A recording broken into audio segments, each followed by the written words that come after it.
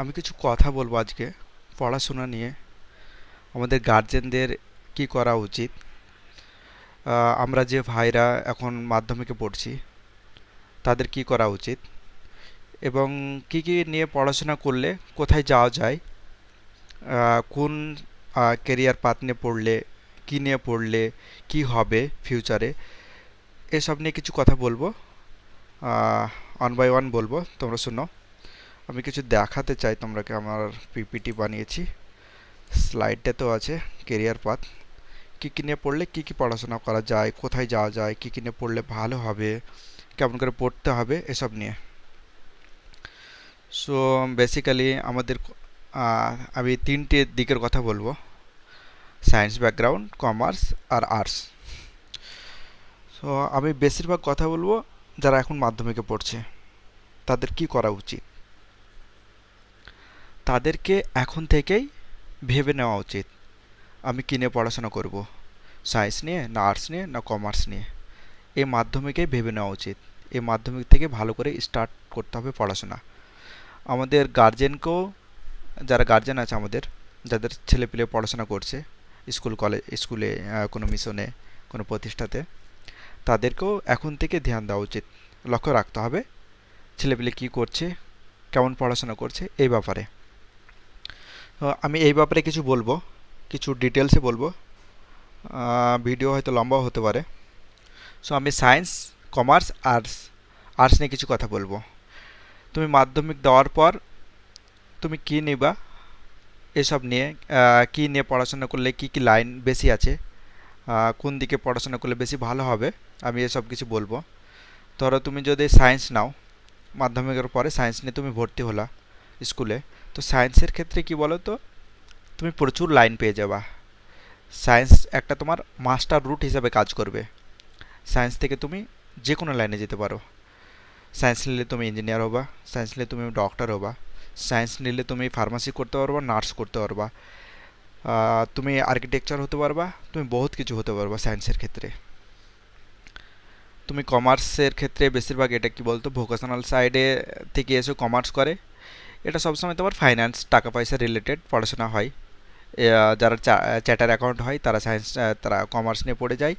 তুমি সায়েন্স নিয়ে পড়েও চ্যাটার অ্যাকাউন্ট হতে পারবে, এটা বড় ব্যাপার না।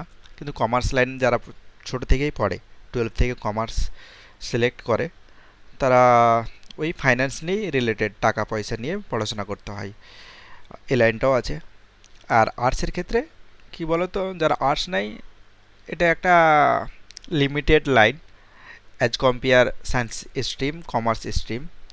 তুমি আর্টসের ক্ষেত্রে কী করতে পারবা, জার্নালিজম হতে পারবা, মাস কমিউনিকেশনে ভর্তি হতে পারবা, যারা অ্যাডভোকেট হয়, উকিল হয় না আমাদের কোর্টে থাকে, তারা তাদের মতো ল, এলএলবি পড়তে পারবা, এসব লাইনে পড়তে পারবা, স্ট্রিম আছে। আর বিশেষ নোট হলো কি তোমার, টিচার, ডাব্লিউবিসিএস, ইউপিএস, এটা কিন্তু আলাদা জিনিস, এটা কিন্তু গুলাবে না সায়েন্স, কমার্স আর আর্টসের ক্ষেত্রে। টিচার আলাদা, ডাব্লিউবিসিএস আলাদা, ইউপিএস আলাদা, এসব আলাদা, এগুলো কিন্তু গভর্নমেন্ট জব। এগুলোতে বসার জন্য তোমাকে একটা কি মিনিমাম যাদের ক্রাইটেরিয়া আছে সেটা তোমাকে ম্যাচ করতে হবে। টিচার হতে গেলে তোমাকে, তুমি যদি প্রাইমারি টিচার হও, তোমাকে ডিএলএড লাগবে, 12 পাস করতে হবে। তুমি সায়েন্স নিয়ে পড়ো, আর্টস নিয়ে পড়ো, এটা কোনো বড় ব্যাপার না, এটার ওপরে নির্ভর করে হয় না। ডাব্লিউবিসিএস, বিসিএসের জন্য তোমাকে গ্র্যাজুয়েশন হতে হবে, মিনিমাম কোয়ালিফিকেশান গ্র্যাজুয়েশন। ইউপিএসসি করার জন্য গ্র্যাজুয়েশন কমপ্লিট করতে হবে। তুমি যে কোন লাইন থেকে গ্র্যাজুয়েশন কমপ্লিট করছো সেটা কিন্তু দেখে না, ওগুলো কিন্তু আলাদা। গভর্নমেন্ট জব ক্রাইটেরিয়া কিন্তু আলাদা, আর আমি যেটা বলছি এটা কিন্তু আলাদা। সায়েন্স, আর্টস, কমার্স এটা কিন্তু আলাদা।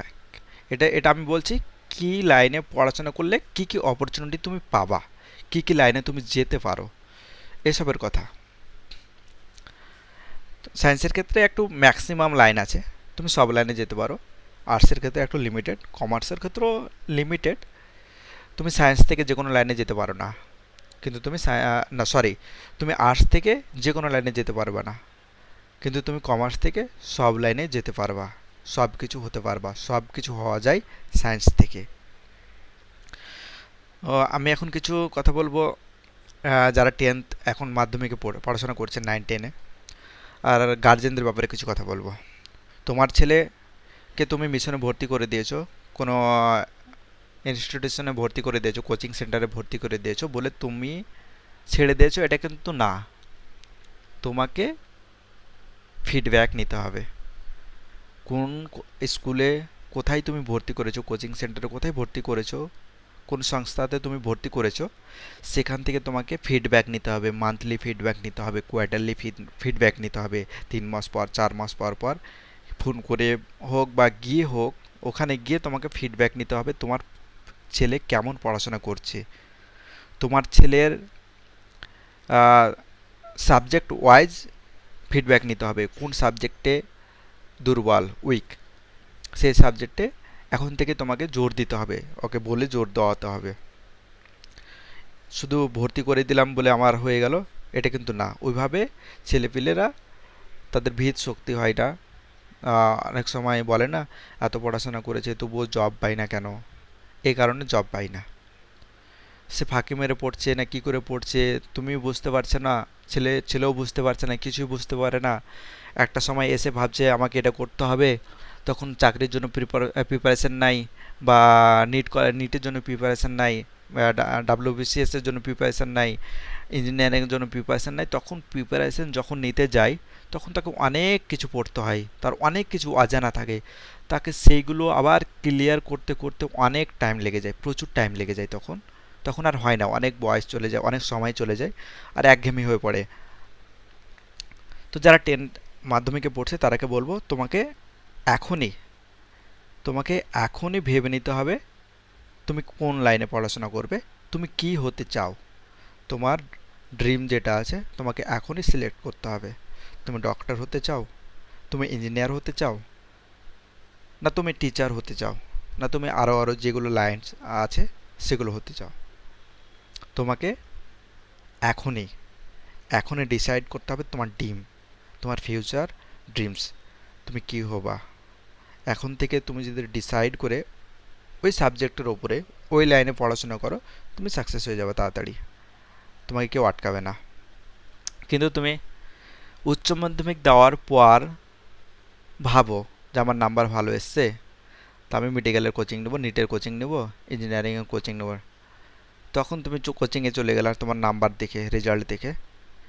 এবার কিন্তু তোমার তো ডেপথ ক্লিয়ার নেই, তুমি তো অনেক কিছু পড়োনি, তুমি তো নাম্বারের জন্য শুধু পড়াশোনা করেছো, ডিটেলসে পড়োনি। তখন কি করতে হয়, অনেকের অনেক টাইম লেগে যায়, তখন আবার নতুন করে গোড়া থেকে স্টার্ট করতে হয়। সেই স্টার্ট করতে করতে অনেকজনের 2 বছর, 3 বছর, 4 বছর টাইম চলে যায় পুরো তোমার সিলেবাস বোঝার জন্য, পুরো তোমার ডেপথে নলেজ গেন করার জন্য। সো এটা ভুল, আমাদের অনেক সময় ভুল করে ফেলি আমরা। পাড়ার কাকু কেউ বললো, পাড়ার লোক, পাড়ার ছেলে, ওর বেটা ওখানে ভর্তি হয়েছে, ওর ছেলে কোচিং নিচ্ছে, তো আমিও কোচিং নেবো, তুইও কোচিং নে, 2-3 বছর ট্রাই কর, হয়ে যাবে। না, এসব ভুল কথা। তোমাকে এখনই ভাবতে হবে, তোমাকে ছোট থেকেই ভাবতে হবে তুমি কি লাইনে পড়াশোনা করবা, তুমি কি হবা। বড় হয়ে ভাবলে হয় না, ছোটোগুলো তুমি কীভাবে ক্লিয়ার করবা, তুমি যেগুলো ফাঁকে মেরে এসছো, তুমি 12 পর্যন্ত কি পড়ে এসছো, সেগুলো তুমি নতুন করে আবার পড়তে পড়তে তোমার টাইম লেগে যাবে। তাই অনেকজনের হয় না, অনেকজন ব্যর্থ হয়ে যায়, অনেক টাইম লেগে যায়, হয়তো হয় 3 বছর হয়ে যায়, হয়তো কেউ পড়াশোনা প্রচুর ভালো, তখন 1-2 বছরের মধ্যে কভার করে নিতে পারে। কিন্তু তোমাকে কী করতে হবে, এখনই ডিসাইড করে নিলে কি হয় বলো তো, তোমার ক্লিয়ার হয়ে গেল, তোমার তোমার ড্রিম ক্লিয়ার হলে, এম ক্লিয়ার হয়ে গেল, তুমি কী নিয়ে পড়াশোনা করছো, তোমার একটা মাইন্ডসেট তৈরি হয়ে গেছে, আমি টিচার হব। তো টিচার হব, তো তোমাকে ওই হিসাবে এগিয়ে যেতে হবে। আমি ইঞ্জিনিয়ার হব, তো তোমাকে ওই হিসাবে এগিয়ে যেতে হবে। আমি ডক্টর হব, তো তোমাকে ওই হিসাবে এগিয়ে যেতে হবে। ওই সাবজেক্টের উপর বেশি বেশি বেশি করে পড়তে হবে, বেশি বেশি করে তোমাকে কী বলো তো ডেপথে নলেজ গেইন করতে হবে। সো এইসব ব্যাপারে কিছু বলার ছিল তাই বললাম।